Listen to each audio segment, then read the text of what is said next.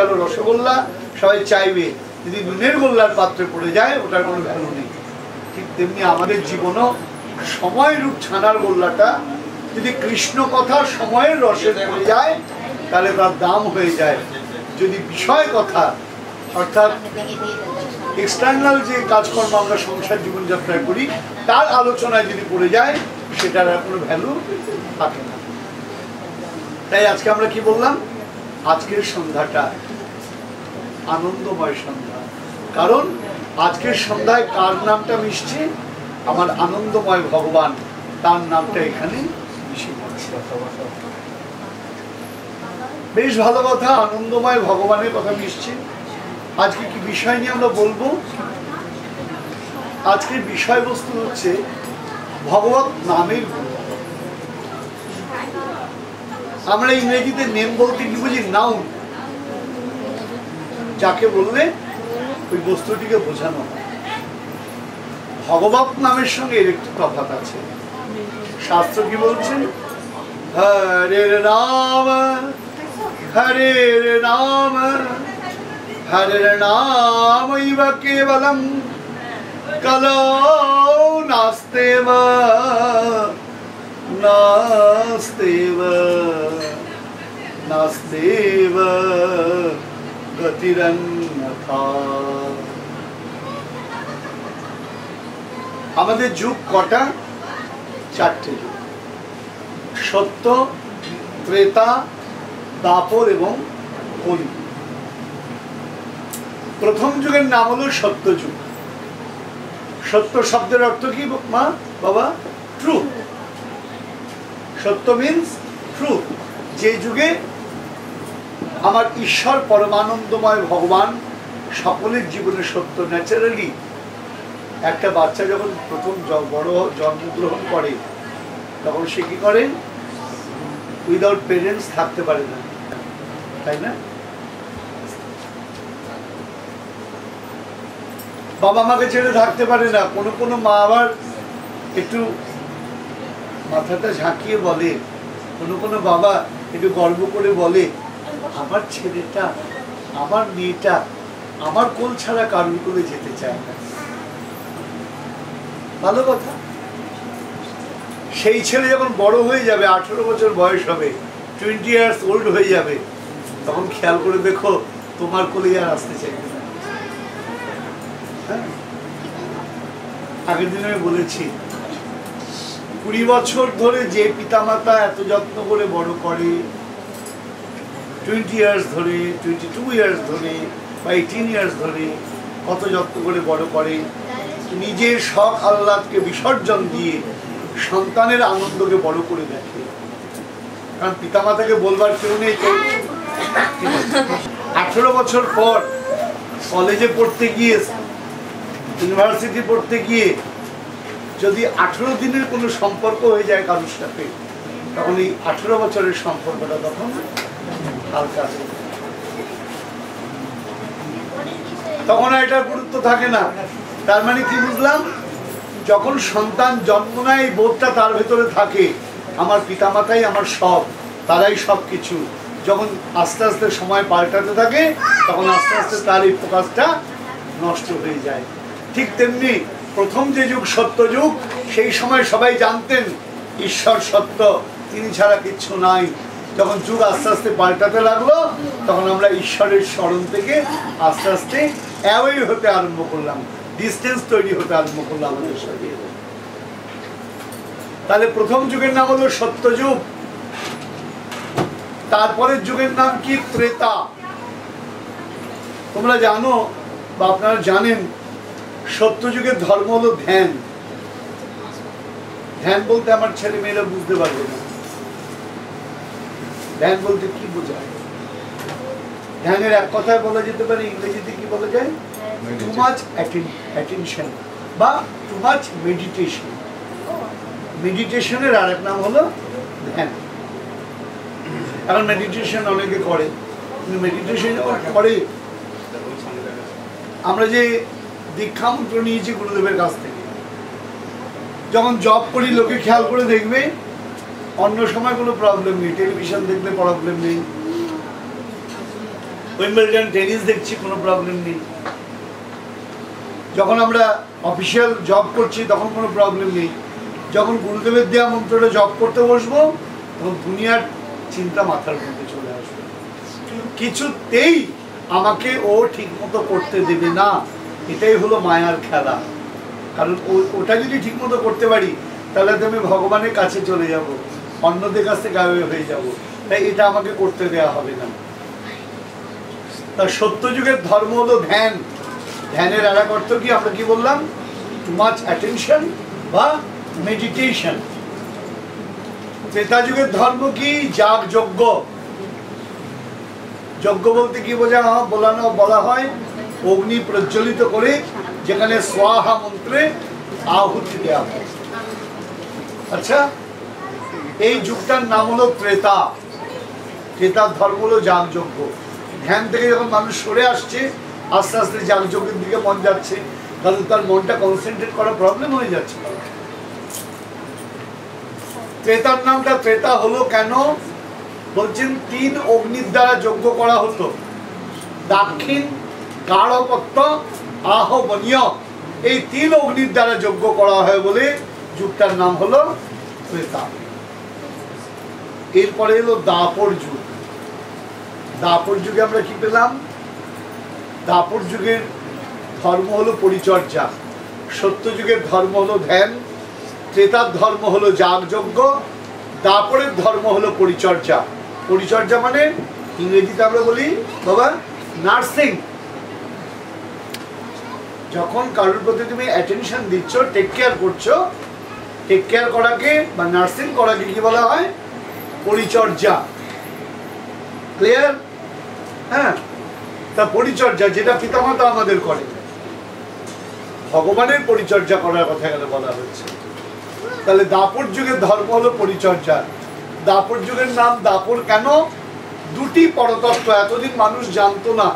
এতদিন জানতো ভগবত তত্ত্বই পরতত্ত্ব, আজ জানলো ভগবানের যেমন গুরুত্ব, ভগবানের নামেরও তেমনই গুরুত্ব।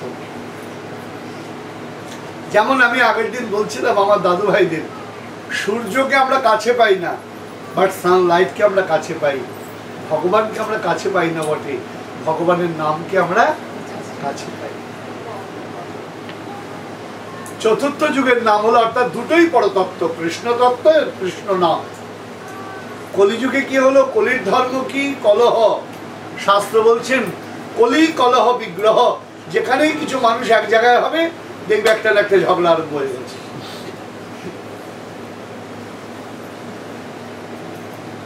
কোন ইন্টারেস্টের জন্য আমরা কারুর এতটুকু ত্রুটি সহ্য করতে পারি। সব জায়গায় আমাদের কি হয়? আমাকে লোকে জানবে, আমাকে চিনবে, আমাকে বুঝবে। যেখানে আমি আমার আধিপত্য স্থাপন করতে পারি সেখানে আমার আনন্দ। যেখানে অন্যের আধিপত্য হয় আমি সহ্য করতে পারি না। কলির এটা ধর্ম। শাস্ত্র বলছেন কলির ধর্ম কি? কলি কলহ বিগ্রহ। কলির ধর্ম হলো কলহ। কলহ মানে বিবাদ। চারিদিকে তাকিয়ে রাখুন, ফ্যামিলির মধ্যে বিবাদ, একটা সমাজ গঠন করলে তার মধ্যে বিবাদ, স্টেটে বিবাদ, কান্ট্রিতে বিবাদ, সারা পৃথিবী একটা বিবাদের মধ্যে দিয়ে চলছে। এটাই কলির ধর্ম। কেন বিবাদটা হয় মা? প্রশ্ন করতে পারি, বিবাদটা কেন হয়? ছোট্ট একটা দৃষ্টান্ত দিই। আমি তো গল্পগুলো বলে পাঠ করি। একজন বাজার করতে গিয়েছে, আমি এই দেশের কথা বলছি না, আমি ভারতবর্ষের কথা বলছি, কারণ তোমাদের দেশের চালচলনের সঙ্গে আমার দৃষ্টান্তগুলো খাপ খাবে না। আমি যে দেশে থাকি তাই সেই দেশের দৃষ্টান্ত দিচ্ছি। বাজার করতে বেরিয়েছে, আরো আমাদের কাছাকাছি বলছি, আমাদের হিল সাইডে বাজার করতে বেরিয়েছে। তো বাজার করে 2টো বড় বড় ব্যাগে করে বিভিন্ন জিনিসপত্র, হ্যাঁ, পটেটো, বেঙ্গন, আরও যা যা কিছু আছে, লেডিস ফিঙ্গার, বিভিন্ন জিনিস, বিভিন্ন যে সবজি, সেগুলো ভর্তি করে নিয়ে আসা হচ্ছে। তার সঙ্গে ম্যাঙ্গো আছে, জ্যাকফ্রুট আছে, হ্যাঁ, সেগুলো নিয়ে আসা হচ্ছে। তা নিয়ে আসার সময় কি হয়েছে, একটা বাইক আরোহী, অর্থাৎ আমরা যেটাকে বলি মোটর সাইকেল, হ্যাঁ, মোটর বাইক যাচ্ছিল হেলমেট পরে। হেলমেট পরে যেতে গিয়ে ওই রোডে ওই লোকটাকে ধাক্কা দিয়ে দিয়েছে। ধাক্কা দেওয়ার সঙ্গে সঙ্গে চিন্তা হলো লোকটা পড়ে গেছে, হাতের ব্যাগটা ছিটকে গিয়েছে, সবজিগুলো মাটিতে গড়াগড়ি খাচ্ছে। কার ভালো লাগে, সোজা উঠে গিয়ে যে বাইক চালাচ্ছিল সে দাঁড়িয়ে গেছে। ও মনে মনে ভাবছে আমাদের এইদিকে তো বাইক আসে না, আমাদের এই রুটে। হ্যাঁ, বাইকওয়ালার হেলমেটটা যেই খুলেছে, লোকটা তো মনে মনে ভাবছে এক্ষুনি আমি ডায়াল করব, পুলিশকে কল করব, ওরে লোকটাকে অ্যারেস্ট করিয়ে দেবো। তাকিয়ে দেখে কেলেঙ্কারি কাণ্ড। তারই অ্যাপ্লিকেশনের ভিত্তিতে ওই দেশে এসেছে তার শালা, অন্য জায়গায় থাকে, তিনি খরচ করে বাইকটা কিনে দিয়েছিলেন।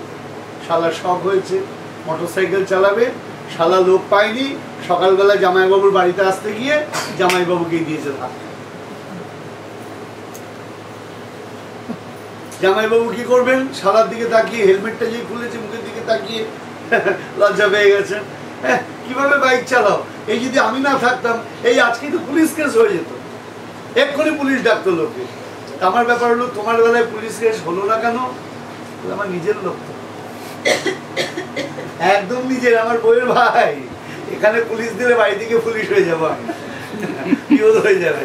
হ্যাঁ, তার সুতরাং আর পুলিশ ডাকা গেল না। তার মানে যদি নিজের লোক হয় তার সঙ্গে বিবাদ করা যায় না। আমরা বিবাদ করি কেন, কাউকে আমরা নিজের বলে বোধ করতে পারি না। মিনিমাম টলারেন্স লেভেল আমাদের ভেতরে নাই, মিনিমাম পোলাইট অ্যাটিটিউড আমাদের ভেতরে নাই।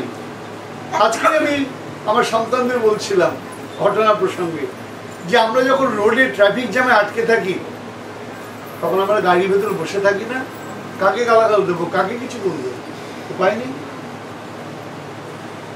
ফ্লাইট ধরতে গিয়ে যদি 4 ঘন্টা ফ্লাইটের লেট হয়, কত বছর আমার হয়েছিল, হ্যাঁ, নামার কথা জেএফকেতে নামিয়ে দিয়েছে লাগোডিয়াতে, 5 ঘন্টা বসেছিলাম মন্ট্রিলে, কাকে অভিযোগ করতে পেরেছি, মেনে নিয়েছি। তা আমরা রাস্তাঘাটে যদি আচমকা বৃষ্টি পড়ে, ছাতা না থাকে, ভিজে যাই, কাকে অভিযোগ করি, মেঘকে অভিযোগ করব? সবার বেলায় সহ্য করি, কিন্তু যার সঙ্গে সবসময় থাকা অবস্থান, তাদের যদি মিনিমাম ত্রুটি হয় আমরা সেটাকেই বড় করে দেখি। আমার এটা আপনাদের কাছে অ্যাডভাইস নয়, অ্যাডভাইস দেওয়ার মালিক আমি নই, ইটস মাই সাজেশন। আমরা দূর বিদেশে সবাই কিন্তু একটু রুটি রুজির জন্য, একটু জীবন জীবিকার জন্য আমরা সবাই কিন্তু পড়ে রয়েছি। আমাদের চেষ্টা করতে হবে, হতে পারে কারোর ত্রুটিটাকে ওভারলুক করে তার ভার্চু যদি কিছু থাকে, গুণ যদি কিছু থাকে, সেটাকে যদি আমরা অ্যাসেম্বল করতে পারি আমাদের হৃদয়ের মধ্যে, তাহলে আমার মনে হয় আমাদের সমাজটা অনেক সুন্দর হয়ে যায়। এটা বললাম কেন, এটা অ্যাডভাইস দেওয়ার মতো নয়, সাজেশন, এটা পরামর্শ। আপনারা করবেন কি করবেন না সেটা আলাদা কথা। সবার সব মেনে নিই, আমার নিজের লোকটার পান থেকে চুন খসলে আমি একদম ব্লাস্ট হয়ে যাচ্ছি। এতে কি হয়, সংসার জীবন ধ্বংস হয়ে যাচ্ছে। টলারেন্স লেভেলটা একদম মিনিমাম পর্যায়ে চলে গিয়েছে। এইভাবে সংসার জীবন কখনো চলে না, সহ্য আপনাকে করতেই হবে। যার টলারেন্স লেভেল নাই তার সংসার জীবনে চলার কোনো রাইট নেই। তা যেটা বলতে বলতে আমি এতদূর চলে এলাম, তাহলে সত্য, ত্রেতা, দাপর, কলি, কলির ধর্ম কি বিবাদ ঝগড়া? আজকে আমার আনন্দ লাগছে, আজকে এতজন হরিকথা শুনতে এসেছেন। কলির ধর্ম হলো বিবাদ। এখন যে প্রশ্নটা করা আমাদের হরি নামের উপরে, মহাপ্রভু কি বললেন? হর্ষে প্রভু কহে শুনো স্বরূপ রাম রায়। মহাপ্রভুর সবচেয়ে ক্লোজ কারা ছিলেন? স্বরূপ প্রভু এবং শ্রীপাদ রামানন্দ রায়। তারা মহাপ্রভুর প্রিয়তম পার্ষদ। তাদেরকে বলছেন হর্ষে প্রভু কহে শুনো স্বরূপ রাম রায়, নাম সংকীর্তন কলৌ পরম উপায়। কলিযুগেতে কিচ্ছু করতে হবে না কোন জীবকে।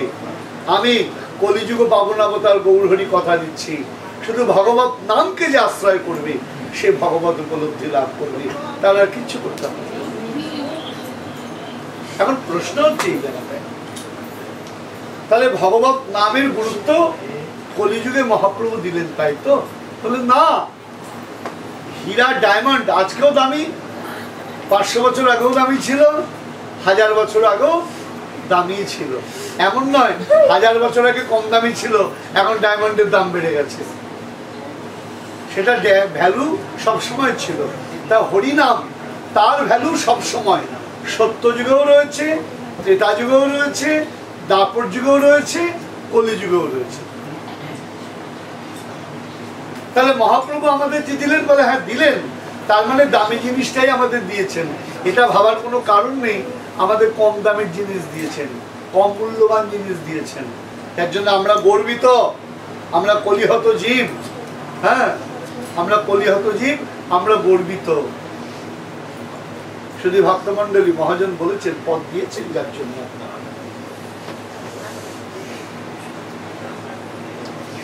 তা আজকে আমরা কলিহত জীব গর্বিত কেন? আমরা বুঝতে পারছি না হরিনামের গুরুত্ব কতটা। গর্বিত যার জন্য হতে পারছি না। আমাদের অবস্থা কিরকম? মজার গল্প বলি তোমাদের। একটি মেয়ের বিয়ে, বিয়ে লেগেছে, সবাইকে নিমন্ত্রণ করেছে। জার্মানিতে থাকে মামা, তাকেও নিমন্ত্রণ করা হয়েছে, অর্থাৎ মেয়ের ভাই, এই মেয়ের ভাই নয়, মেয়ের মায়ের ভাই, সরি মেয়ের মায়ের ভাই মামা, তাকে জার্মানিতে থাকে, তাকেও নিমন্ত্রণ করা হয়েছে। তিনি বলেছেন একমাত্র ভাগ্নি, আমি বিয়েতে অবশ্যই যাব। ভালো কথা, সব আত্মীয় স্বজন আসছে।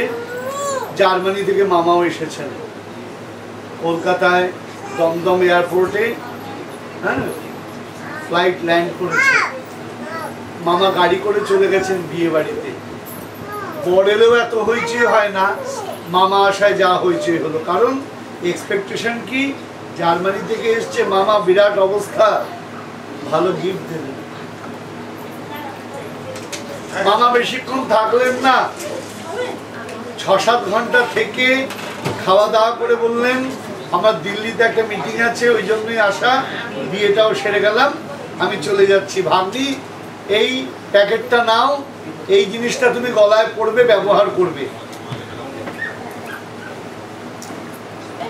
মামা ট্যাক্স গাড়িতে উঠতে দেরি করেনি, সবাই ওই প্যাকেটটার উপর ঝাঁপিয়ে পড়েছে। কি আছে প্যাকেটে? নেকলেসের একটা প্যাকেট খোলা হলো। খোলার পর এ ওর মুখের দিকে তাকায়, ও এর মুখের দিকে তাকায়। এটা কি রে? নেকলেস তো বটে, কিসের নেকলেস? সোনার তো নয়। সোনার হলে তো বুঝতেই পারতাম, রূপোর কিনা তাও বুঝতে পারছি না। আরে রামচন্দ্র, রামচন্দ্র, এই কিসের নেকলেস দিল রে বাবা? কিন্তু বুঝতেই পারছি না, পেতল পেতল হবে বোধহয় কিছু একটা। গোটা বিয়ে বাড়িতে নিন্দার ঝড় উঠলো। জার্মানি থেকে মামা এসেছে, তার এই কিনা উপহার। সুতরাং পয়সা থাকলে হয় না, মনটাকে বড় হতে হয়। মেয়ের বাবার যেন বাবা মা একসঙ্গে পড়ে গেছে, এরকম অবস্থা। মেয়ের মা তো মেয়ে চলে যাবে বিয়ের পরে, তার দুঃখ নেই, তার ভাই এই যে উপহার দিয়ে মান সম্মান ডুবালো, এই দুঃখে দুঃখিত। বিয়ে থা হয়ে গেল, প্রায় শ্মশানের বাড়ির মতো অবস্থা। মেয়ের বাবার মনে সন্দেহ হলো, আমার শ্যালকের এত বিরাট অবস্থা, কমা জিনিস দেবে আমাকে, আমার মেয়েকে, একটা মাত্র ভাগ্নি। বিয়ে থা দিয়ে ভোরবেলার দিকে না ঘুমিয়ে সারা রাত জেগে, রাত 3টে না 4টের দিকে উঠে যে শ্যাকরা মেয়ের বিয়ের গয়নাগুলো বানিয়েছে, তারই বন্ধু তার বাড়িতে গিয়েছে, ঠক ঠক ঠক ঠক করছে।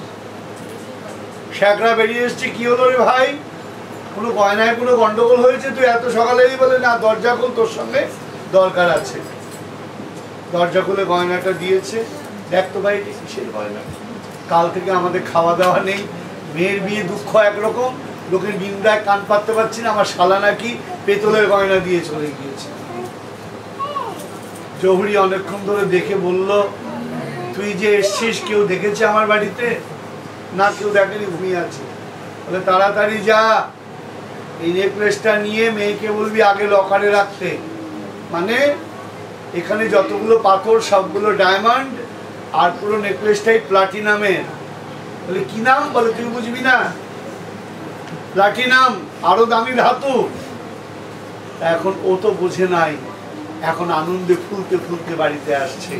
তা আমাদের অবস্থাও তাই, আমরা প্লাটিনাম না কি নাম পেলাম আমরা চিনতে পারলাম না, আমরা মনে করলাম সস্তায় পেলাম, তো এর গুরুত্ব আমরা বুঝতে পারলাম না। এই হরিনামের গুরুত্ব সর্বযুগে রয়েছে, সত্য যুগে, ত্রেতা যুগে, দাপর যুগে, কলি যুগে। বলে সত্য যুগে হরিনামের গুরুত্ব বুঝবো কি করে? বলছি, সত্য যুগে হরিনামের যে গুরুত্ব রয়েছে তার প্রমাণ হলেন মহামুনি লোমশ। লোমশ বলতে যার গায়ে বড় বড় লোম ছিল, এই জন্য মুনির নাম ছিল লোমশ মুনি। তো লোমশ মুনির কি হলো? সর্বাঙ্গে প্রদাহ হলো। প্রদাহ বলতে জ্বালা আরম্ভ হলো। হ্যাঁ, ছেলেমেয়েরা তো বুঝবে না প্রদাহ। টু মাচ পেইন ফিল হচ্ছে হোল বডিতে। কার? মহামুনি লোমশ। মুনি মানে কি বাবা? আমাদের বলি মঙ্ক, সন্ন্যাসী বা সাধু। ক্লিয়ার? হ্যাঁ, টু মাচ পেইন ফিল হচ্ছে সর্বাঙ্গে। লোমশ মুনি চিন্তায় পড়ে গেলেন, এত কষ্ট, এত যন্ত্রণা হঠাৎ কেন হলো? ছুটে গেলেন দেবর্ষি নারদের কাছে। হে দেবর্ষি, আমার এত জ্বালা কেন হচ্ছে, এত কষ্ট কেন হচ্ছে? দেবর্ষি নারদ বললেন, শোনো, তোমার বৈষ্ণব অপরাধ হয়েছে, অর্থাৎ সাধুর চরণে কোনো অপরাধ হয়েছে, এই জন্য তোমার সর্বাঙ্গে এই জ্বালা হয়েছে। এখন একটা সমস্যা আছে, সাধুর চরণে যদি অপরাধ হয়, ভগবানের চরণে অপরাধ হলে ক্ষমা হয়, সাধুর চরণে অপরাধ হলে কিন্তু ক্ষমা হয় না। যেমন আগের দিন আমি পাঠে বলেছিলাম, আপনাদের স্মরণে থাকতে পারে, কেউ আপনাদের নিমন্ত্রণ করে ইনভাইট করলো, দাদা আপনি আর দিদি যাবেন, আমার বাড়িতে একটা অনুষ্ঠান আছে, সুন্দর পার্টি দেওয়া হবে, অবশ্যই যাব দাদা। তারপরে ভদ্রলোক বললেন, দাদা একটা কথা বলি, আপনার ছেলে আর মেয়েটাকে নিয়ে যাবেন না দয়া করে, এত চঞ্চল, এত দুরন্ত, আমার পার্টির পার্ট করে দেবে একদম। আপনি সেই বাড়িতে যাবেন? হ্যাঁ, আপনার ছেলে মেয়েকে যদি বলেন না নিয়ে যেতে, আপনি যাবেন? আপনি বলবেন ওই লোকের মুখও দেখবো না। আর এমন যদি লোকটা বলে, দাদা আমার ছেলের বার্থডে, আমি গাড়ি পাঠাবো, আপনার ছেলে আর মেয়েকে একটু পাঠিয়ে দেবেন, বাচ্চাদের নিয়ে একটা পার্টির আয়োজন করছি, আপনার কি আনন্দ! এই রেডি হবি, তোদের জন্য গাড়ি আসবে, তোরা যাবি। কার আসবে? কেন? আপনাকে তো ইনভাইট করেনি। বলে আমাকে ইনভাইট না করুক, আমার ছেলে মেয়েকে আদর করেছে, ওই জন্যই আনন্দ। ভগবানের তাকে যত্ন করলে যত না আনন্দ হয়, তার ভক্তকে যত্ন করলে তার থেকে বেশি আনন্দ হয়। ভগবান বলছেন, আমার কাছে যত অন্যায় করো করো। মনে পড়ে আপনাদের ভৃগুমুনি ভগবানের বক্ষের মধ্যে পদাঘাত করে দিয়েছেন, ভগবান তাকেও ক্ষমা করেছেন। কিন্তু ভগবান বলছেন, সাবধান, কেউ যদি কোনো আমার ভক্তের চরণে অপরাধ করো, সাধুর চরণে অপরাধ করো, তাহলে কিন্তু আমার কাছে কোনো ক্ষমা নাই। ক্লিয়ার? এবার কি দাঁড়ালো? লোমশ মুনি দেবর্ষি নারদকে বললেন, প্রভু আমার তো তাহলে বিরাট অন্যায় হয়ে গিয়েছে, তাহলে বৈষ্ণব চরণে যদি অপরাধ হয়, সাধুর চরণে যদি অপরাধ হয়, ক্ষমা চাওয়ার উপায়, তার মুক্তির উপায় কি? বলে একটাই উপায়, সেই উপায় হচ্ছে সাধুর কাছে ক্ষমা চাওয়া। সাধু যদি ক্ষমা করে দেয়, হ্যাঁ, আমরা ক্ষমার ইংরেজি কি বলি বাবা? ফরগিভ। হ্যাঁ, তা সাধু যদি ক্ষমা করে দেয়, তাহলে তোমার এখান থেকে মুক্তি। তা বলছেন, কোন সাধুর চরণে অন্যায় করেছি বলুন, আমি তার চরণে গিয়ে ক্ষমা চাইব। বলে যে সাধুর চরণে তুমি অপরাধ করেছো, তিনি নিত্যধামে প্রাপ্তি হয়ে গিয়েছেন। সর্বনাশ। তাহলে এখন উপায় কি? বলে একটা উপায় আছে, মনে রাখবেন ব্যাপারটা। দেবর্ষি নারদ বললেন, জন্মে চণ্ডাল নয়, কর্মে চণ্ডাল। অর্থাৎ যার কাজকর্মটা খুব খারাপ, সেই রকম মানুষের ঘরে তোমাকে অন্ন গ্রহণ করতে হবে। তবেই তোমার এই জ্বালা থেকে মুক্তি পাবে। খুব মজার ব্যাপার, জন্মে চণ্ডাল নয়, কর্মে চণ্ডাল। ওরা চণ্ডাল বুঝতে পারবে না, ওদেরকে কি বলা হবে? তোমাদের দেশে যেমন ব্ল্যাক অ্যান্ড হোয়াইট নিয়ে প্রবলেম ছিল, মার্টিন লুথার কিং কি করেছেন? এই ব্ল্যাক অ্যান্ড হোয়াইটের দ্বন্দ্বটাকে দূর করে দিয়েছেন, সাম্য এনে দিয়েছেন। হ্যাঁ, এই জন্য মার্টিন লুথার কিংকে আমরা সম্মান করি, মর্যাদা করি। ঠিক তেমনি সমস্ত সমাজে এরকম ডিভিশন আছে। হ্যাঁ, ডিভিশন কিরকম? এখানে খেয়াল করে দেখুন সনাতন ধর্মের গুরুত্ব। আমাদের ছেলেমেয়েরা তো বুঝতে চায় না, বোঝাবেন দয়া করে। আমি কতটা বোঝাতে পারবো জানি না। আমরা ইকোনমিক্স পড়েছো কেউ তোমরা? ইকোনমিক্স বড় হয়ে পড়বে। ইকোনমিক্স, ইকোনমিক্সে কি আছে? প্রথম সোপান হচ্ছে division of labour. Division of labour, without division কোনো কর্ম, কোনো কাজ সঠিকভাবে হতে পারে না। একটা সকার খেলা হচ্ছে, সেখানে একজন গোলকিপার, একজন ডিফেন্ডার, একজন মিডফিল্ডার, একজন ফরওয়ার্ড, তাই না? একটা ব্যাংক চলছে, সেখানে একজন অফিসার, কিছু লোক ক্লার্ক, একজন চিফ ম্যানেজার, তিনটে ধাপ আছে। ঠিক তেমনি গীতায় ভগবান বলছেন চতুর্বর্ণ মায়া সৃষ্টম গুণ কর্ম বিভাগস। অর্থাৎ ভগবান বলছেন আমি যে চতুর্বর্ণ সৃষ্টি করেছি এটা গুণ এবং কর্মের ভিত্তিতে। আমরা গুণ আর কর্মের কথাটা মাথায় রাখলাম না, আমরা সমাজকে ভাগ করে দিলাম, ডিভিশন করে দিলাম। আমরা এইটা একবার ভাবলাম না। এই সনাতন ধর্মই আবার বলছে শ্রীনন্ত বিশ্বে অমৃতস্য পুত্রা, এই জগতে যে যেখানেই থাকুক সবাই অমৃতের সন্তান। ওই আমরা এটা দেখলাম না। সব কাজ যদি একা একজন করতে যায়, একজন যদি ফল বানায়, রান্না করে, পাঠের জোগাড় করে, কোনো কাজ ভালোভাবে হবে?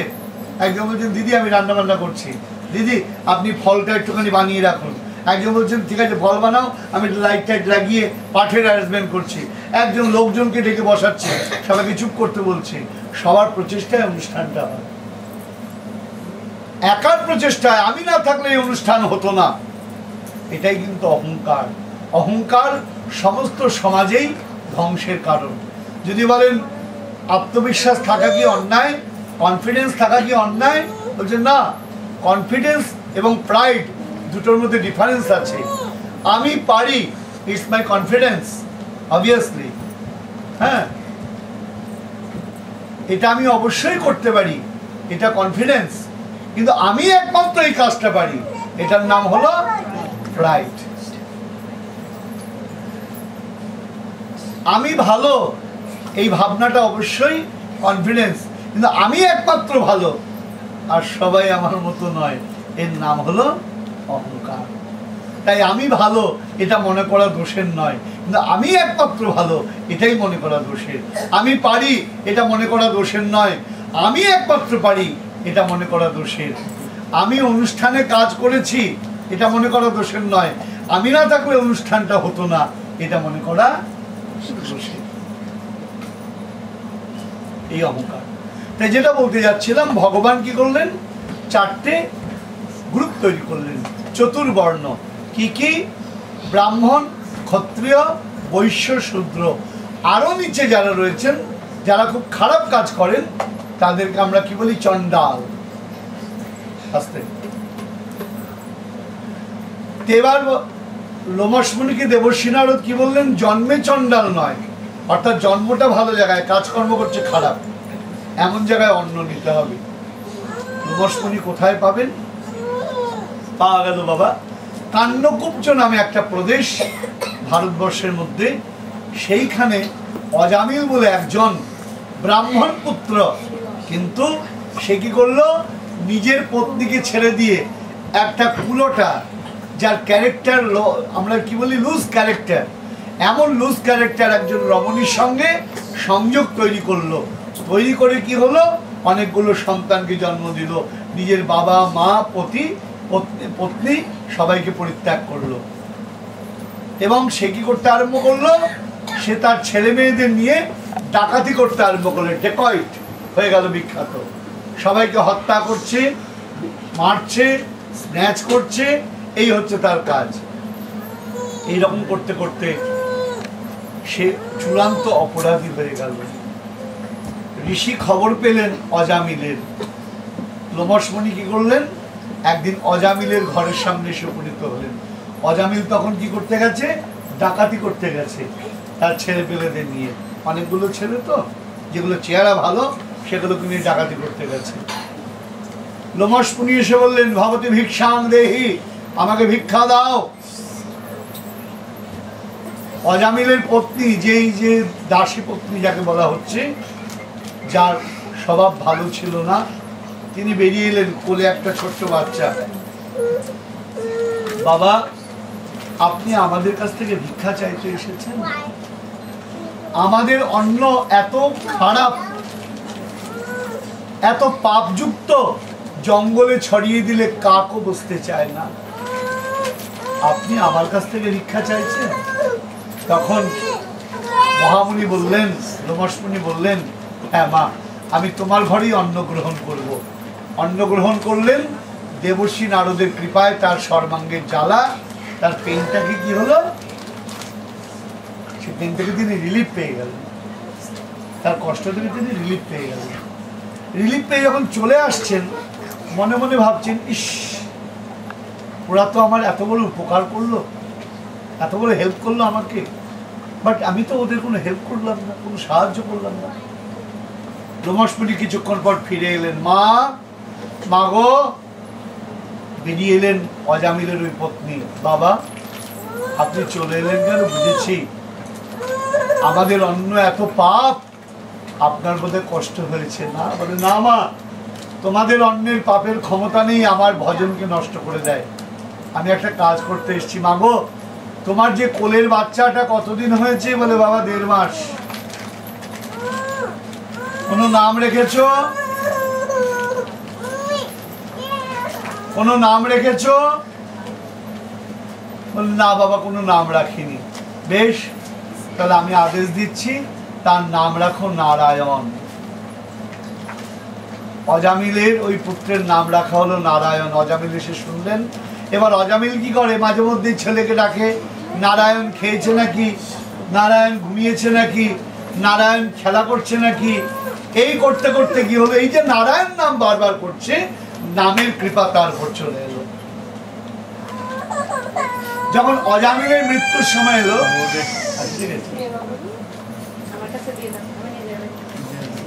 তাপস বেচারা ছটফট করছিলাম। অজামিলের প্রসঙ্গ, হরিনামের প্রসঙ্গ। তো অজামিল কি হলো, আস্তে আস্তে সাইলেন্স প্লিজ।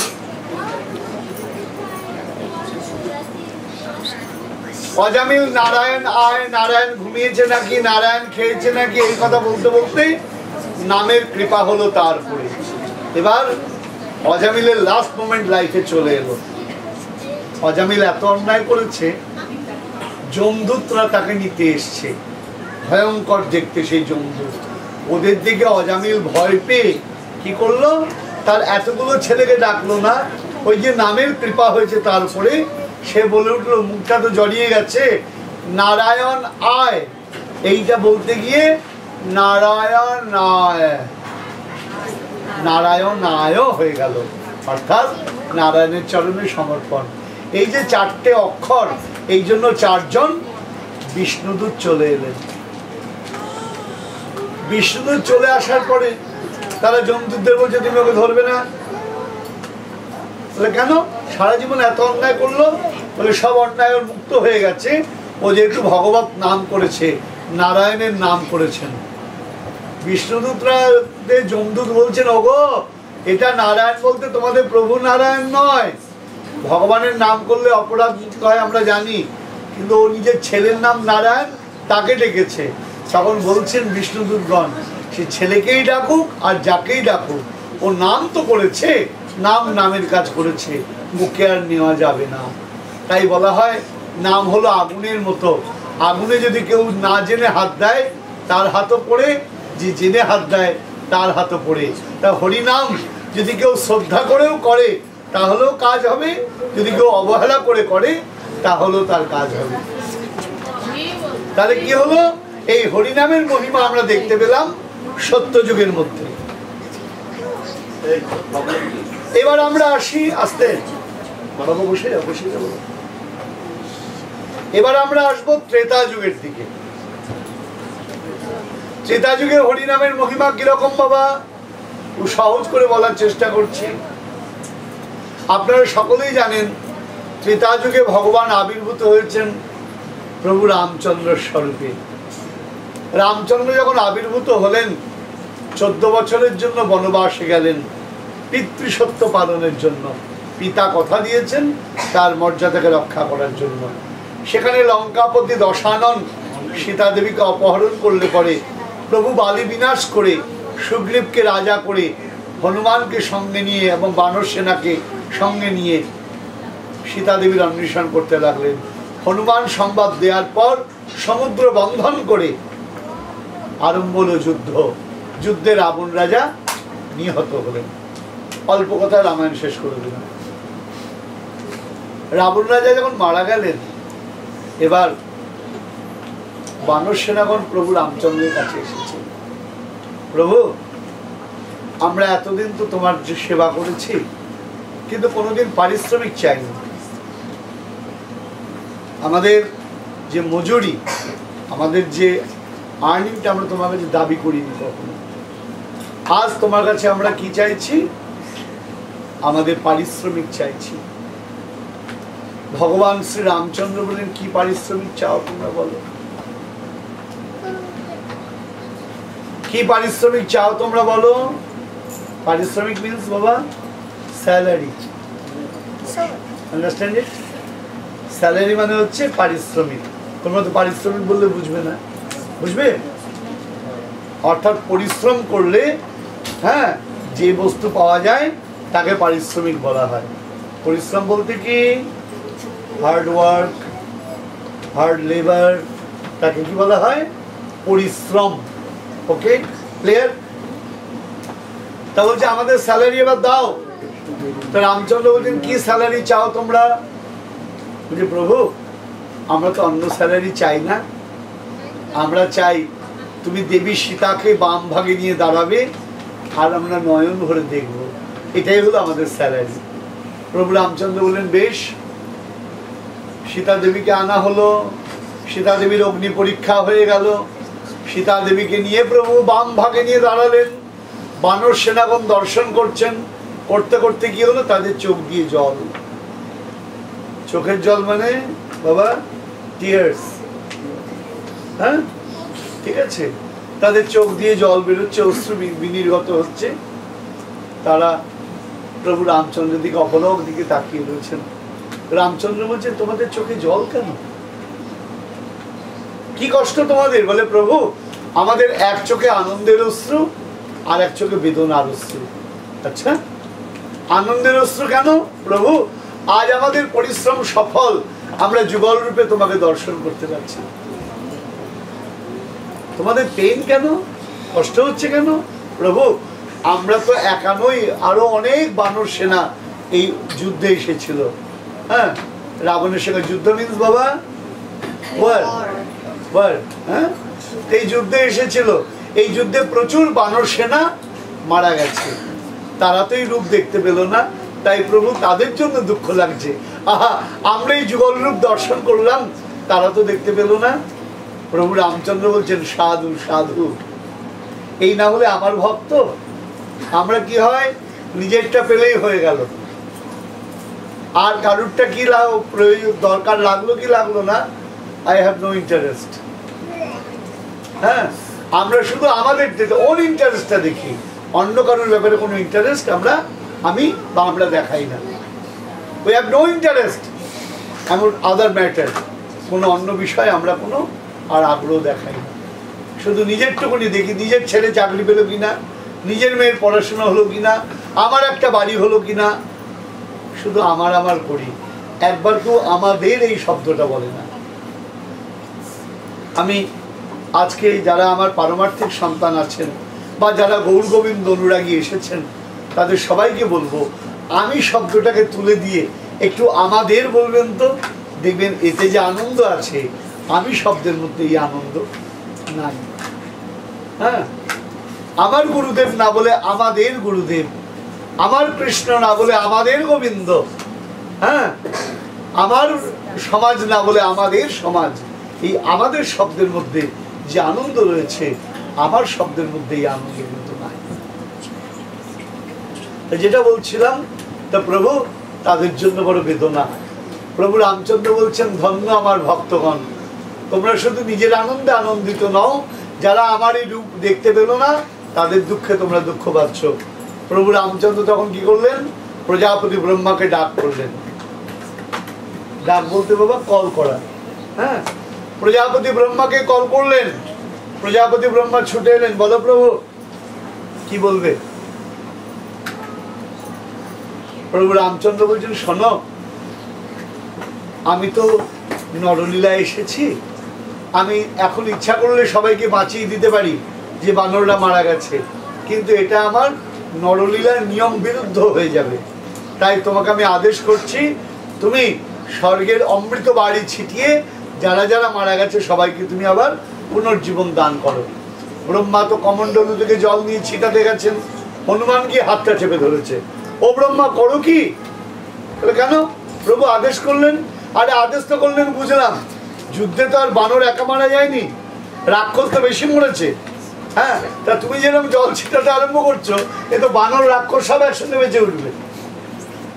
হ্যাঁ, আর এমনকি এমনও হতে পারে কপাল খারাপ থাকলে রাবণও বেঁচে যেতে পারে, তা আবার যুদ্ধ লেগে যাবে তো।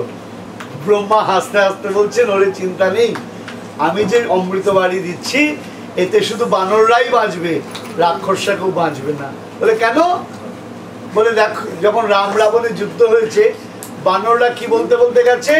রাবণকে মার, রাবণকে মার বলতে বলতে। হ্যাঁ, আর রাক্ষসেরা যখন যুদ্ধ করেছে তখন বলছে রামকে মার, রামকে মার। তাহলে ওদের যখন মৃত্যু হয়েছে ওদের মুখে ছিল কি? রাম নাম, ওদের মুক্তি হয়ে গিয়েছে। আর বানররা যখন মারতে গিয়েছে ওদের মুখে ছিল রাবণকে মার, রাবণকে মার, তাই ওদের মুক্তি হয়নি। তাই ওরাই বাঁচবে, রাক্ষসরা বাঁচবে না।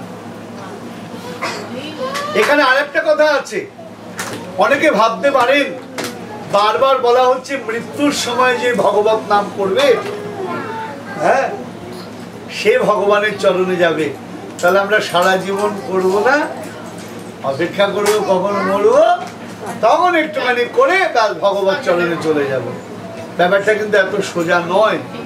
কারণ শাস্ত্র বলছেন, মানুষ শোনো, পৃথিবীতে যাকে ইচ্ছা বিশ্বাস করো, তোমার নাকের নিঃশ্বাসটিকে বিশ্বাস করো না।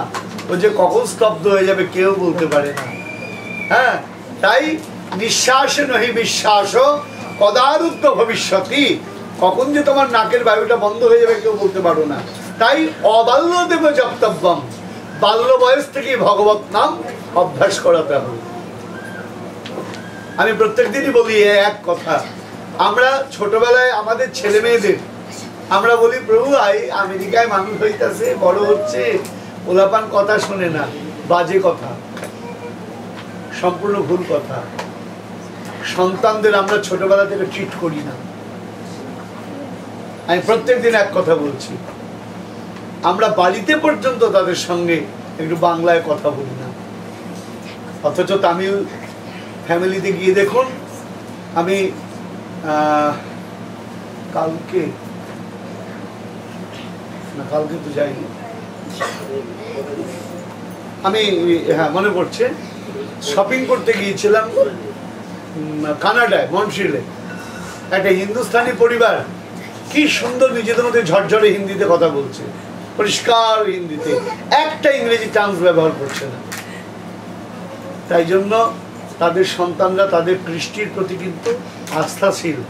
যান নিউ জার্সিতে, দেখে আসেন স্বামীনারায়ণ মন্দির কেমন করে তারা গঠন করেছে। অথচ আমরা বেবিকে ডাকতে গেলে হাই বেবি কাম হিয়ার, আমরা আমার কাছে আয় এটা পর্যন্ত বলতে পারি না। হ্যাঁ, যার জন্য কি হচ্ছে, আমাদের কৃষ্টি, আমাদের সংস্কৃতি আমাদের ছেলেমেয়েরা ভুলে যাচ্ছে। এই জন্য দায়ী কি? এই জন্য দায়ী অনেকাংশে আমরা। আরে এখন সময় হয়েছে নাকি, বয়স হয়েছে নাকি, আর একটু বড় হোক। মনে রাখবেন, নরম মাটি থাকতে পুতুল বানাতে হয়, মাটি শক্ত হয়ে গেলে কিন্তু আর পুতুল বানানো যায় না। তখন টিপ দিতে যাবেন, ভেঙে চলে যাবে। তাই ভালো কৃষ্টি, ভালো কালচার ছোট বয়স থেকে সন্তানদের ভেতর ইমপ্লিট করুন, তাদের সঙ্গে সময় দিন, তাদের সঙ্গে একটু সময় কাটান, দেখবেন তারাও আপন কৃষ্টি আপন সংস্কৃতিকে ধরে রাখবে। তারা রাখবেই, এটা তাদের দোষ নয়, দোষটা হলো আমাদের। তা যেটা বলতে যাচ্ছিলাম, যে বলা হলো মৃত্যুর সময় ভগবত নাম করতে হবে, তা নয়। কখন মৃত্যু হবে আসবে তো জানা যাবে না। তাই যে কোনো বয়সী, যত অল্প বয়স সম্ভব সে অল্প বয়সী ভগবত নাম করতে হবে। কিরকম প্রমাণ দিচ্ছে আপনাদের কাছে। একটা বাড়িতে একজন একটা টিয়া পাখি পুষতে, টিয়া পাখি তো আর কোনো নাম করে না, যে শেখানো হয় তাই করে। টিয়া পাখিতে, টিয়া পাখির মালিক শেখায়, বলো রাধা কৃষ্ণ, বলো গৌর নিতাই, বলো জয় রাধে, এমন করে শেখানো হয়। টিয়া পাখিও ময়না পাখি, যাই হোক, টিয়া ময়না মানে একই ব্যাপার হলো। টিয়া ময়না যদিও আলাদা জাত, হ্যাঁ হ্যাঁ, তা পাখিও বলে রাধা কৃষ্ণ বলে, জয় রাধে বলে। ওই বাড়িতে ছিল একটা হুলো বেড়াল। বেড়ালটার টার্গেট ছিল ওই পাখিটার দিকে। রোজ বাড়ির মালিক পাখিকে খাইয়ে খাঁচাটা বন্ধ করে শুয়ে পড়তো। বিড়াল ধরতে পারতো না, তাককে তাককে আছে কবে মালিক ভুল করে। ঠিক একদিন মালিক ভুল করেছে, টিয়াকে খাবার দিয়েছে, খাঁচাটা বন্ধ করতে ভুলে গেছে। হলো বিড়াল রাত্রেবেলায় সুযোগ পেয়ে হাঁটু মুড়ে এগিয়ে গিয়ে খাঁচার ভেতর ঢুকে টিয়াটার ঘাড়ে কামড় দিয়েছে। টিয়াটার ঘাড়ে যে কামড় দিয়েছে, এতদিন টিয়াটা শিখেছিল রাধে রাধে বলো, কৃষ্ণ কৃষ্ণ বলো, সব ভুলে গিয়ে তখন ট্যাঁ ট্যাঁ ট্যাঁ ট্যাঁ আরম্ভ করেছে। তার মানে ও তো অভ্যাস করেনি, যতক্ষণ বলতে বলে ততক্ষণ বলে, তারপরে আর বলে না। তাই বলছেন কখন মৃত্যুর বই বিড়াল আমাদের গ্রাস করতে আসবে আমরা তো জানি না। তাই অবাল্য দেব জপ্তাব্যম হরি নামানুকীর্তনাথ, বাল্য বয়স থেকেই ভগবত নামে দর্শনাকে অভ্যাস করাও। তাহলে আমরা কি দেখলাম? ত্রেতাযুগেও নামের মহিমা। আমার নামের মহিমা শুধু কলিযুগে নয়, সত্যযুগে দেখলাম, ত্রেতাযুগে দেখলাম। এবার নামের মহিমা কোথায়? এবার নামের মহিমা হচ্ছে আমার দাপর যুগে। দাপর যুগে নামের মহিমা কি করে খেয়াল করে দেখুন। দাপর যুগে কে এসেছেন? পরমানন্দময় ভগবান শ্রী গোবিন্দ। এতে চংশ কলা পুংস কৃষ্ণস্তু ভগবান স্বয়ং ইন্দ্রিয়াড়ি ব্যাকুলং লোকং মৃরয়ন্তি যুগে যুগে। কি বলবো আপনাদেরকে, আমাদের দুর্ভাগ্য। কালকে আমরা গিয়েছিলাম, কালকে না পরশুদিন আমরা গিয়েছিলাম নিউ ইয়র্কের কয়েকটা দ্রষ্টব্য জায়গা দেখতে, যেমন গণেশ টেম্পল, তারপর গেলাম আমি কি বলে স্বামীনারায়ণ মন্দির। আনন্দ লাগলো, কষ্টও লাগলো। কি আনন্দ লাগলো, গণেশ টেম্পলে গেলাম, দেব গণপতির সে পূজা করছে বটে, কিন্তু সেখানে আমার রাধা গোবিন্দ, রাম লক্ষ্মণ সীতা, ভগবানের যত সুন্দর সুন্দর অবতার স্বরূপ সকলের পূজা হচ্ছে। গেলাম তার পাশেই স্বামীনারায়ণ মন্দিরে। আমরা যেমন নিজের গুরুকে ভগবানের মতো দেখি, গুরুকে ভগবানের মতো দেখা কিন্তু দোষের নয়। ভগবান নিজে বলেছেন আচার্যমং বিজান্যান্যাবমন্যেত কৈচিৎ নমর্ত বুদ্ধা সুয়েত সর্বদেবময় গুরু। অর্থাৎ গুরুদেবকে আমার মতো জ্ঞান করবে। শাস্ত্র বলছেন ধ্যান মূলং গুরু মূর্তি। ধ্যান যদি করতে হয় আগে গুরুদেবের মূর্তির ধ্যান করো। পূজা মূলং গুরু পদং, যদি পূজা করতে হয় সবার আগে গুরুদেবের পূজা করো। মন্ত্র মূলং গুরুর বাক্যং, সবচেয়ে বড় মন্ত্র কি গুরুদেব যে আদেশ করেছেন সেটাই সবচেয়ে বড় মন্ত্র। মোক্ষ মূলং গুরু কৃপা, জীবনে কি চাই সবার আগে গুরু করুণা চাই। ধ্যান মূলং গুরু মূর্তি, আগে গুরুদেবের মূর্তি ধ্যান করার কথা বলা হলো কেন? আপনাকে যদি ছবি দেখতে হয় আগে কার দিকে তাকাতে হবে? এই কালো চৌকোনো একটা আয়তক্ষেত্র যে রয়েছে তার দিকে তাকাতে হবে। আপনি যদি মনে করেন ওর দিকে তাকাবো না অথচ ছবি দেখবো, তা বললে হবে না। টেলিভিশন সেটের দিকে তাকালে তবে তার ভেতরে ছবিটা দেখতে পাওয়া যাবে। আপনি দেয়ালের দিকে তাকাবেন আর টেলিভিশন সেটের মতো ছবি দেখবেন, তা বললে তো হবে না। গুরুদেব বলেন টেলিভিশন সেট, তার দিকে আমরা তাকাই কেন? তার হৃদয়ে সর্বদা ভগবানকে তিনি সাধনা করে ধরে রেখেছেন, অর্থাৎ গুরুদেব কৃপা করে আমাদের ওই সাধন শক্তি দান করছেন। তাই গুরুদেবের দিকে তাকালেই আমাদের ভগবত দর্শন হয়। শুধু ভক্তমণ্ডলী, এই জন্য গুরু বন্দনায় কি বলা হয়েছে? ইহালোচনা আনন্দধাম। তাই গুরুদেবের ধ্যানের কথা বলা হয়েছে, কারণ গুরুদেবের ধ্যান করলে, হ্যাঁ, যেমন আমাদের শাস্ত্রে একটা কথা আছে, গোপালকে যদি ধ্যান করতে হয় আগে গোপালের মা যশোদাকে ধ্যান করো, কারণ যশোদার কোলেই গোপাল রয়েছে। কৃষ্ণ মাতুর যশোদয়া ধ্যানমত্তা আবশ্যকম।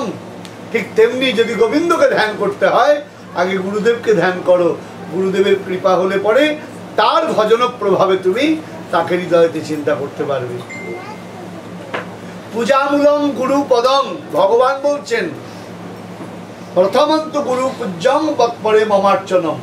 আগে গুরুদেবের পূজা করবে, তারপরে আমার অর্চন করবে। বলে কেন আগে গুরুদেবের পূজা কেন?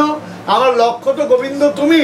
বলে হ্যাঁ, তোমার লক্ষ্য হতে পারে লন্ডন, কিন্তু তুমি জেএফকে এয়ারপোর্টে গেছো কেন? লন্ডনে চলে যাও না। বলে জেএফকে এয়ারপোর্টে গেছি কেন? ফ্লাইট ধরবো বলে। ফ্লাইটের কি দরকার? ফ্লাইট আমাকে ক্যারি করে লন্ডন নিয়ে পৌঁছে দেবে। ঠিক তেমনি গুরুদেব বলেন ফ্লাইট, তাকে আগে ধরছি কেন? তিনি আমাদের নিয়ে গিয়ে গৌর গোবিন্দ চরণে পৌঁছে দেবে। পূজামূলং গুরু পদং, মন্ত্রমূলং গুরুর বাক্যং। গুরুদেবের বাক্যটাই হলো মন্ত্র। মন্ত্র মানে কি মা? আমরা তো অনেকেই দীক্ষা মন্ত্র নিয়েছি গুরুদেবের থেকে। জিজ্ঞাসা করবেন তো মন্ত্র মানে কি? হায় রে অদৃষ্ট আমাদের, মন্ত্র মানে আমরাই বলতে পারবো না। আর কি বলবো মা? ভগবত কথার সময় কখনো অসংলগ্ন কথা বলতে নেই। অর্ধেক লোক মন্ত্র দিয়ে বেড়ায়, মন্ত্র মানেই জানে না। হ্যাঁ, মন্ত্র কাকে বলে? শাস্ত্র বলছেন মননাথ ত্রায়তে যশা মন্ত্র, যা আমাদের মনকে রক্ষা করে তার নাম হলো মন্ত্র। কারণ মনটাই আমাদের চঞ্চল, মনকে নিয়ন্ত্রণ করা বড় কঠিন। হ্যাঁ, মনে পড়ে আপনাদের গোস্বামী তুলসীদাসের কথা? বলছেন রাজা করে রাজ্যবশ, যোদ্ধা করে রণজয়ী, আপন মনকে যে বশ করে সবকো সেরাই। যে নিজের মনকে বশ করে তার থেকে শ্রেষ্ঠ ব্যক্তি জগতে আর কেউ নেই। তাহলে মনকে নিয়ন্ত্রণ করতে হবে। তাই মনকে রক্ষা করবে কে? গুরুদেবের বাক্য। কিভাবে মনটা ভগবত চরণে আমরা দিতে পারবো তিনি তার উপদেশ দেবেন। তাই গুরু বাক্য হচ্ছে আমাদের মন্ত্র। আর মোক্ষমূলং গুরু কৃপা, যার জীবনে গুরু কৃপা হয় নাই তার আবার ভগবত কৃপা কি করে হবে? হ্যাঁ, তার ভগবত কৃপা কি করে হবে? ভগবত কৃপার শর্তই হলো আগে গুরু কৃপা। শাস্ত্র বলছেন যস্য প্রসাদাৎ ভগবত প্রসাদ, যস্য প্রসাদান ন গতি কুতপি। যেই সন্তুষ্ট হলে ভগবান সন্তুষ্ট হন, আর গুরু যদি অসন্তুষ্ট হন ন গতি কুতপি, এমনকি নরকে পর্যন্ত তার জায়গা হয় না। তবে টেনশন করার কোনো কারণ নেই, গুরুদেব সন্তানের প্রতি কুপিত হতেই পারেন না। কারণ আপনার ছেলে মেয়ে যদি আপনার কাছে অন্যায় করে আপনি কি তার ক্ষতি চাইবেন? শাসন করতে পারেন, ভৎসন করতে পারেন, ক্ষতি কখনো চাইবেন না। তাই শিষ্য যত বড়ই অপরাধ করুক না কেন গুরুদেব কখনো তার অমঙ্গল চাইতে পারেন না। গুরুদেবের সবসময় চাওয়া কি? বাবা তোর কল্যাণ হোক, তোর মঙ্গল হোক, জগতের সকলের মঙ্গল হোক। গুরুদেব কখনো মঙ্গল ব্যতিরেকে অমঙ্গল চাইবেন না। তাই বলে যত ইচ্ছা অন্যায় করবো এই ভাবনাটা ঠিক নয়। জয় দিতাই জয় গুরু। এবার কি বললাম? সত্য হলো, ত্রেতা হলো, এবার আমরা দাপর যুগের দিকে যাচ্ছি। দাপর যুগে নামের মহিমা কি করে পাবো বাবা? দাপর যুগে আস্তে লগে লগে এগুলো নিয়ে চলতে হবে, কোনো চিন্তা নেই। কোথায় রেখে আসবেন? লকারও নেই রেখে আসার মতো, ডে কেয়ার বন্ধ হয়ে গেছে। হ্যাঁ, তা সুতরাং এগুলো নিয়ে চলতে হবে। যাই হোক, অ্যাটেনশন দিই আমরা। এবার আমরা দাপরের কথায় আসছি। দাপরে ভগবান কোথায় রয়েছেন? ভগবত ধাম দ্বারকা। কথাটা দ্বারকা নয়, কথাটা দ্বারকা। হ্যাঁ, আমার সৌভাগ্য হয়েছিল, আমাদের 4টে ধামের কথা বলা হয়। হ্যাঁ, সত্যযুগের ধামের কথা বলা হয়।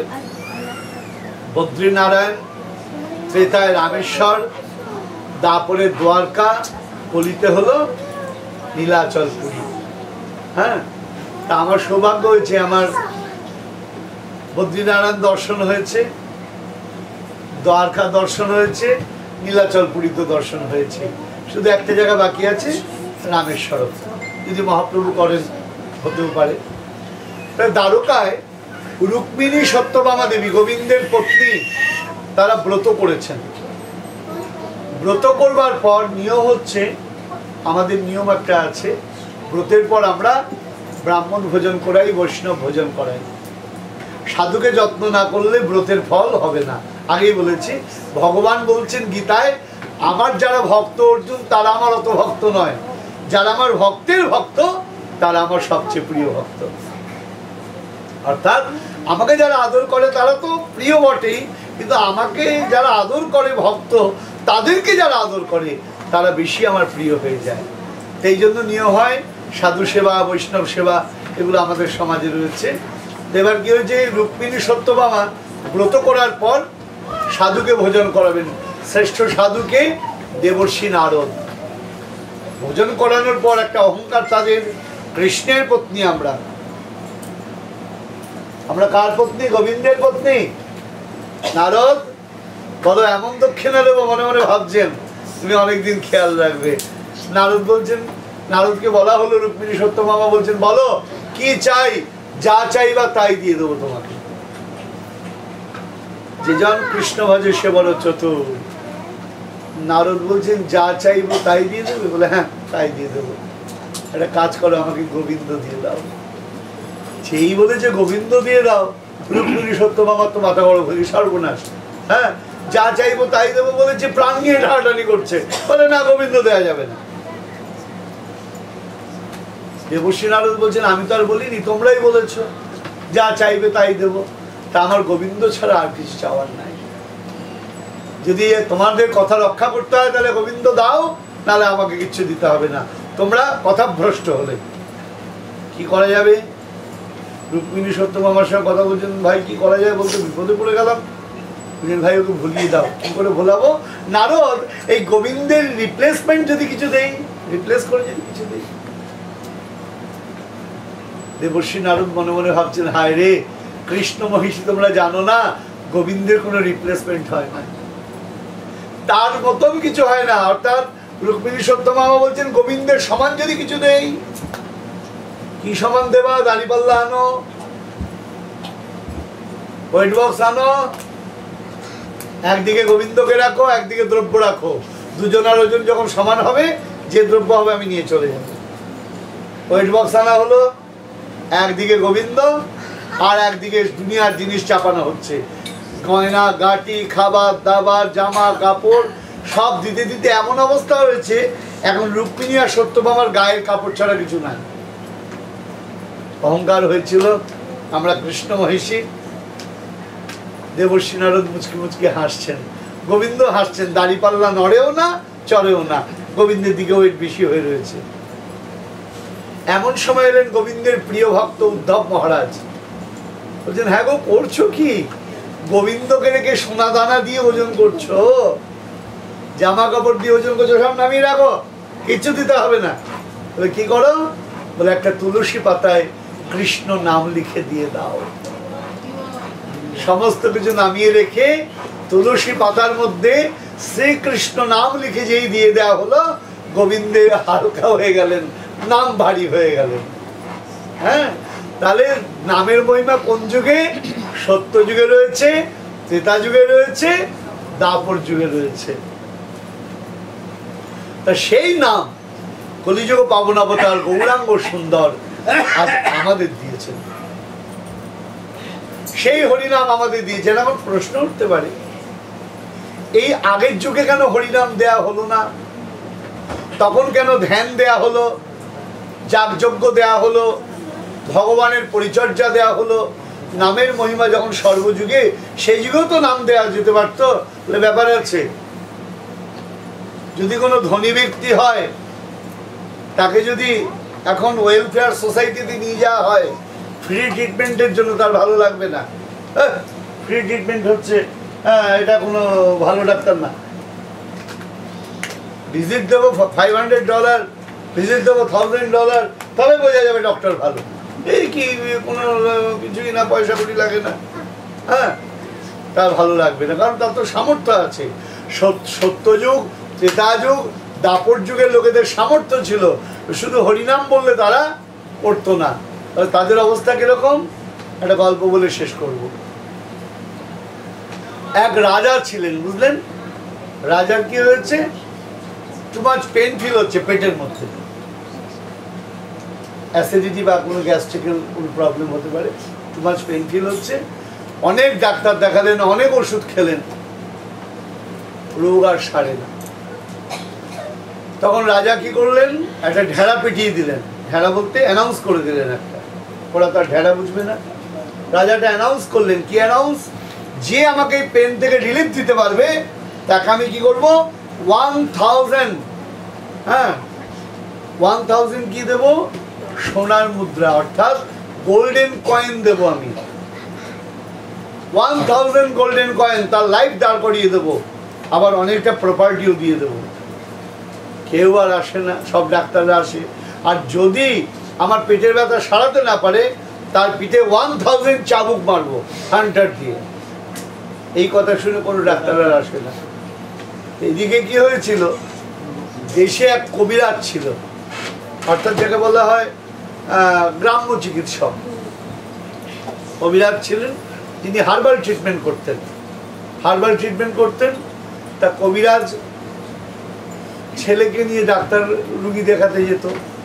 ছেলে তো লেখাপড়া কিছু করেনি, বাবার সঙ্গে সঙ্গে ঘুরতো, দেখতো ওই জঙ্গলের ভেতর একরকম সবুজ রঙের লতা আছে, সেই লতা রস করে মধু দিয়ে খাইয়ে দিলে পেটের ব্যথা একদম চিরতরের জন্য চলে যায়। এই লতাটা একমাত্র কবিরাজ জানতো, আর জেনেছে কি কবিরাজের ছেলে। তা কবিরাজের ছেলে মনে করছে, তা আমি যদি এই লতার রস রাজামশাইকে খাইয়ে দিতে পারি, পেটের ব্যথা যদি দূর হয়ে যায়, তাহলে বলা যায় না আমার লাইফ ফিরে যাবে, আমি 1000 গোল্ডেন কয়েনও পাবো, অনেক প্রপার্টি পাবো। ও গিয়ে অ্যানাউন্সমেন্টে শিকার হলো যে আমি ট্রিটমেন্ট করব। রাজা বলছেন বেশ, ট্রিটমেন্ট করো। ও দেখলো রাজা বিরাট বড় লোক, তাকে যদি বলি গাছের লতা চিবিয়ে রস খাও, রাজা কোনোদিনই খাবে না। রাজাকে কায়দা করে খাওয়াতে হবে। মহারাজের কাছে গিয়েছে, মহারাজ বলে দেখো কি হয়েছে। ও তো আনাড়ি, লোকে তো পালস দেখে, ও এইখানে ধরেছে। রাজা বলছেন সে কি, সবাই পালস ধরে এইখানে, তুমি এখানে ধরেছো? ও বলছে আমি মনে হচ্ছে জানি না তো, এখন আবার এখানে ধরতে গেলে বিপদ আছে, যে আমি দামি ডাক্তার, আমি এখানেই ধরবো। বাহ, এ তো দামি ডাক্তার হচ্ছে। হ্যাঁ, ট্রিটমেন্টের কায়দাটাই অন্যরকম, মনে হচ্ছে এতদিন আমার রোগটা সরবে। রোগ ধরতে পেরেছি মহারাজ, কোনো চিন্তা নেই, রোগ সারিয়ে দেবো। দাও ওষুধ দাও। আরে ওষুধ বললেই হয় নাকি, ওষুধ তৈরি করতে হবে না? বেশ, কি কি লাগবে ওষুধ দিতে বলো। লিখে দিয়েছে, দেখেন সাদা জিরা, কালো জিরা, হলদে, মরিচ, পেস্ট, সাবান। পেস্ট দিয়ে কি হবে, ও বলে ফেলেছি ভুল করে, মানে পেস্ট, সাবান, সার্ফ, সোডা, যা মনে এসছে নাম বলে গেছে। তার বিরাট বড় ফর্দ হয়ে গিয়েছে। রাজা বলছে এতদিনে ডাক্তার ভালো হয়েছে। দেখেছ, ফর্দ দিয়েছি কতখানি। রাজা তো ঘুরে ঘুরে 7 দিন ধরে ফর্দ জোগাড় করে জিনিসপত্র এনেছে, দিয়েছে।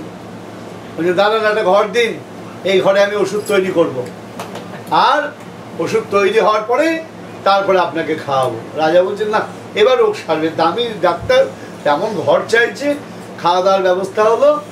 ও কি করলো, সবগুলো নিয়ে যা যা এনেছিল একটা হাঁড়ির মধ্যে দিয়ে ওভেন জ্বালিয়ে দিল, জ্বলতে জ্বলতে জ্বলতে জ্বলতে পুড়ে গেছে, সব জানলা দিয়ে বাইরে ফেলে দিয়েছে, গার্বেজ করে দিয়েছে। মনে মনে ভাবছে এখন রোগ না সারলে তো 1000টা গোল্ডেন কয়েন হবে না, পিঠে চাবুক করবে হান্টার দিয়ে।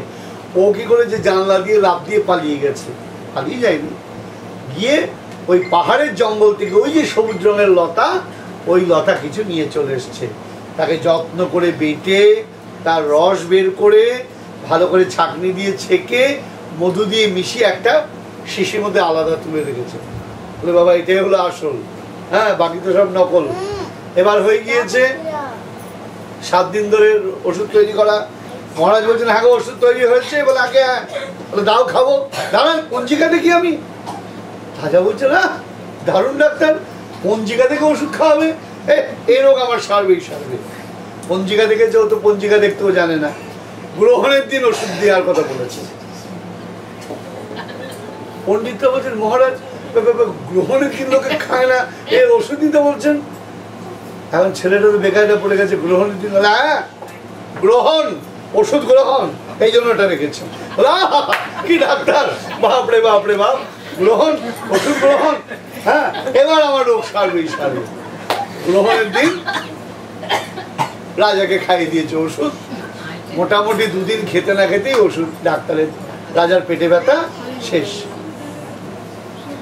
রাজা কি করলো, এইবার ওকে 1000 গোল্ডেন কয়েন আর বিরাট প্রপার্টি ওর নামে লিখে দিল। যখন চলে যাচ্ছে গোল্ডেন কয়েন নিয়ে, তখন মনে মনে ভাবছে রাজাকে এবার সত্যি কথাটা বলেই দিই। তখন যে মহারাজ এই যে এতক্ষণ যা করেছি সব নকল মিছা, আসল কি জানেন? বলে কি আসল হলো আপনারই রাজত্বের পাহাড়ে জঙ্গলের লতার রস। সে কি, তাহলে তুমি এত কাণ্ড করালে? বলে না করালে আপনি খেতেন নাকি? এত কাণ্ড করেছি বলে আপনি খেয়েছেন। যদি বলতাম লতার রসের নিচে খান, থু করে ফেলে দিতেন। হ্যাঁ আপনার সামর্থ্য আছে। সুতরাং হরিনামের গুরুত্ব চিরকাল, ওটা হলো লতার রস। ধ্যানই করো, যাগযজ্ঞই করো, পূজাই করো, ভগবানের পরিচর্যা করো, সবেতেই ভগবত নামই লাগে। এছাড়া জায়গার কোনো জায়গা নেই। সেই ভগবত নাম কলিযুগ পাবনাবতার গৌরাঙ্গ সুন্দর কলিহত জীবের জন্য আজ এনে দিয়েছেন। আমাদের দুর্ভাগ্য কি, আমরা অনায়াসে পেলাম তো, তাই এর দাম বুঝলাম না।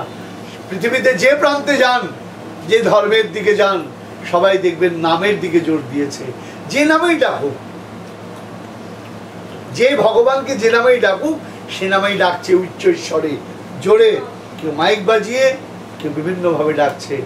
আর আমরাও ভগবত নামের কথা বহু বছর আগে শাস্ত্র বলে দিয়েছেন। আমাদের দুর্ভাগ্য, আমাদের সেই নামেতে রুচি হলো না। তাই আমরা কলিহত জীব, আমাদের অন্য কোনো পথ প্রয়োজন নেই, আমাদের অন্য কোনো রাস্তার প্রয়োজন নেই।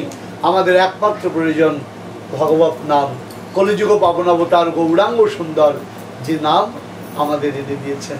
তাই আজকে দেখতে দেখতে কেমন করে আবার প্রায় 1.5 ঘন্টার উপর হয়ে গেল। হ্যাঁ আমি বুঝতেই পারলাম না।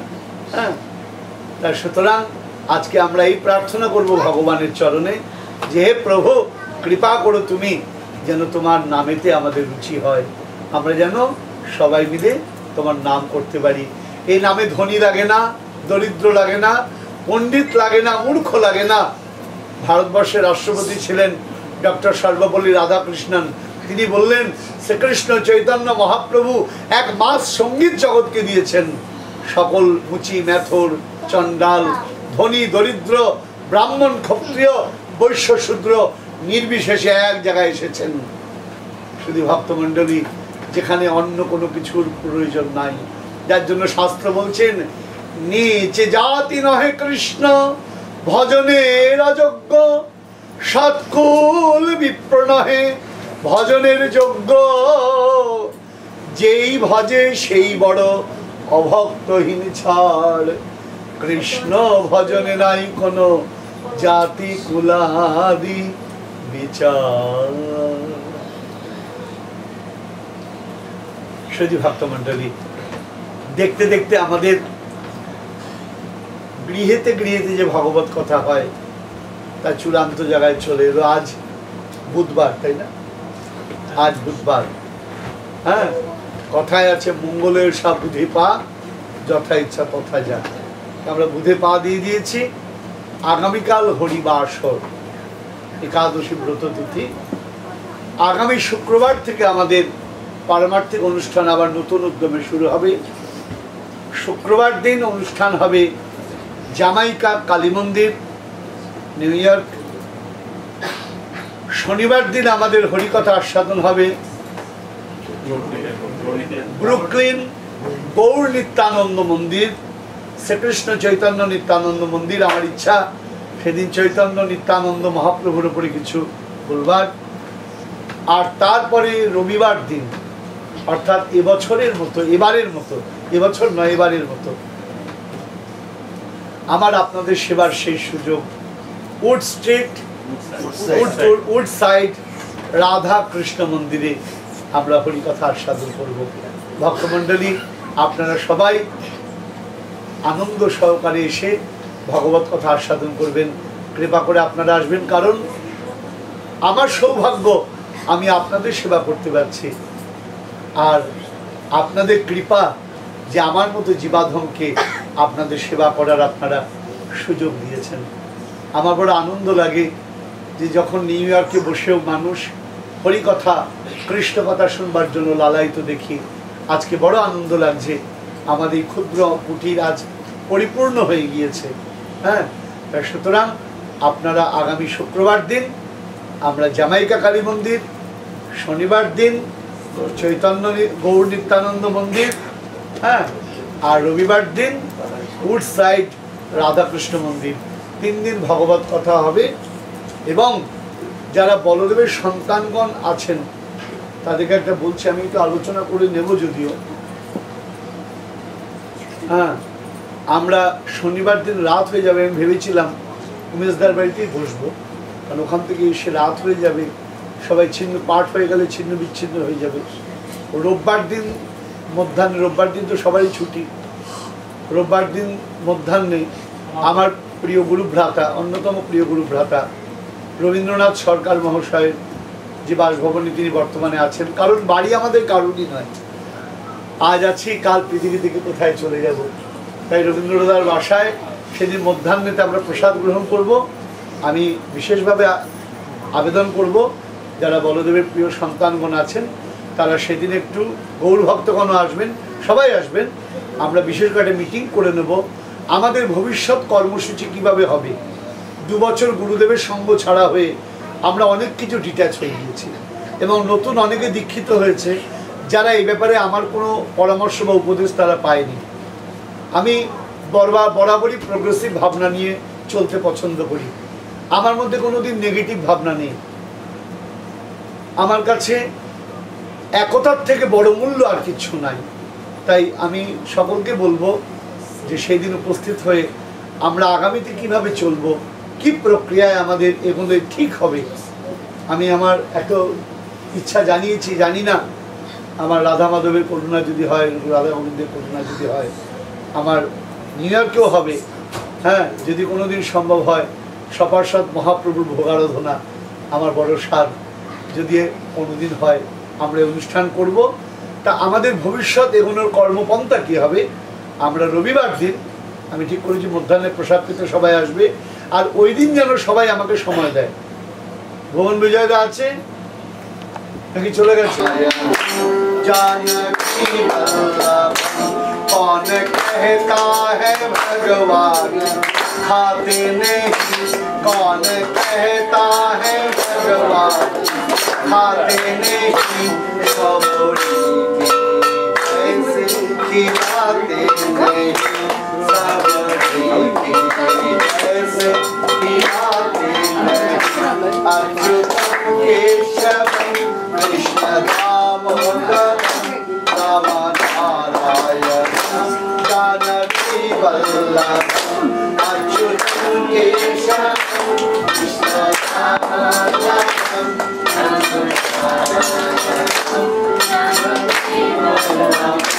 कौन कहता है भगवान सोते नहीं, कौन कहता है भगवान सोते नहीं, आज सोता सुलाते नहीं अच्युतम केशवम कृष्ण दामोदरम राम नारायण जानकी वल्लभम अच्युतम केशवम कृष्ण दामोदरम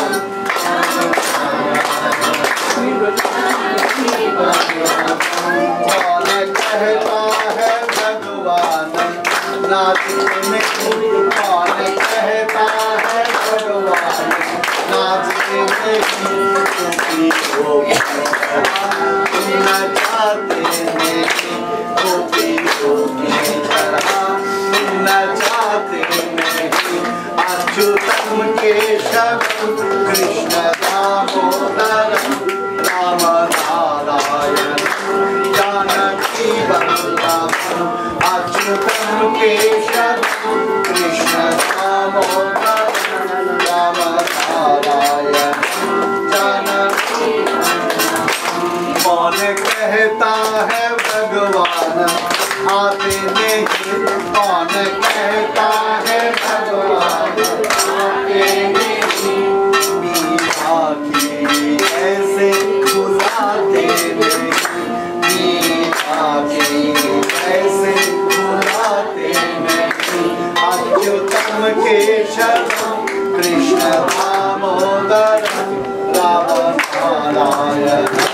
जानकी वल्लभम अच्युतम केशवम कृष्ण दामोदरम राम नारायण जानकी वल्लभम খাওয়াতে পারি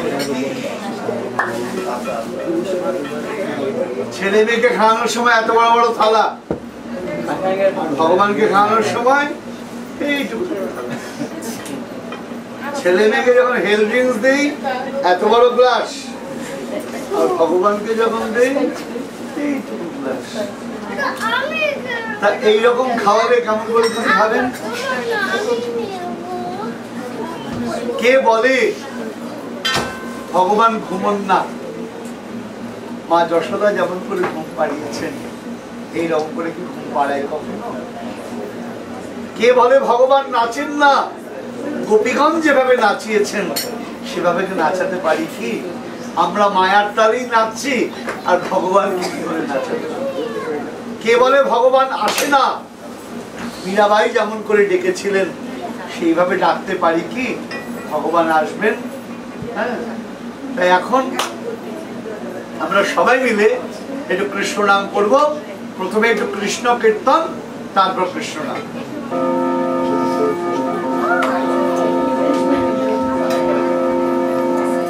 জয় জয় রাধা রমন হরি बोल সবাই বলবেন জয় জয় রাধা রমন হরি बोल জয় জয় রাধা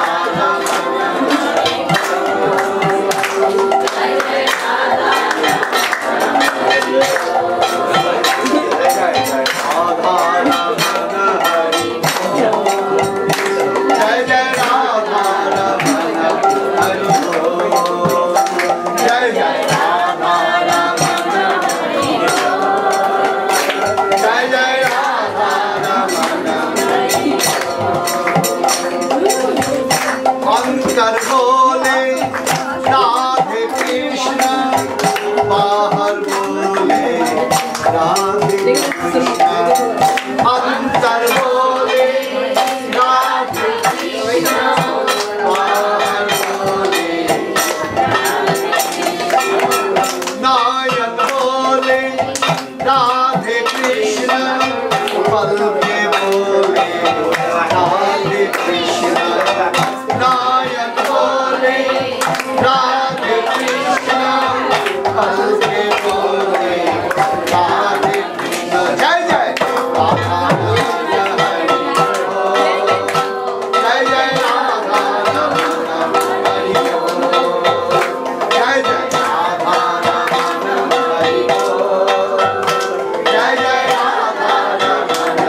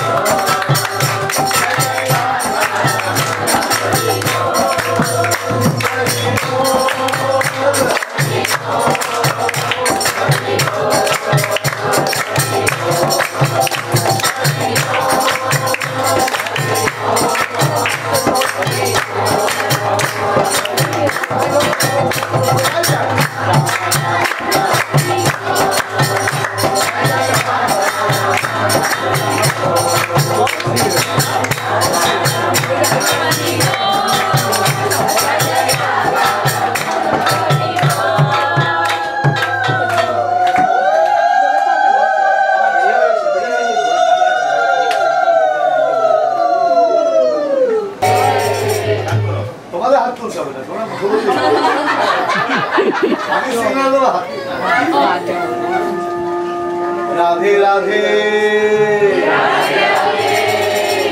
भैया क्या नजारा है। राधे राधे जपो चलो आएंगे बिहारी, राधे राधे जपो चलो आएंगे बिहारी, जपो चलो आएंगे बिहारी, राधे राधे जपो चलो आएंगे बिहारी, आएंगे बिहारी राधे आएंगे बिहारी, आएंगे बिहारी राधे आएंगे बिहारी, आएंगे बिहारी राधे आएंगे बिहारी, आएंगे बिहारी राधे आएंगे बिहारी।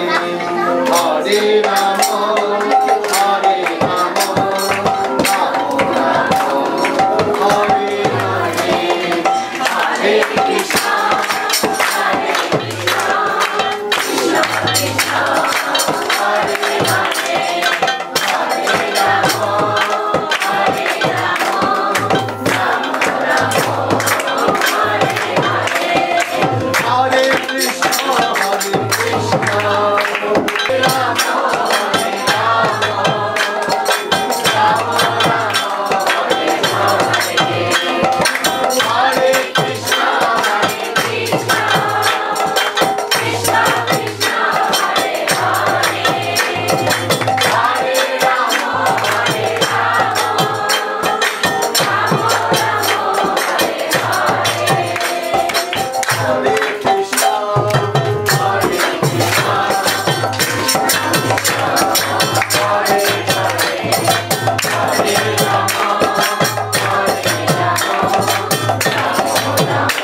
নিতাই গৌর হরি বল, হরি বল, হরি বল, হরি বল। নিতাই গৌর হরি বল, হরি বল, হরি বল, হরি বল।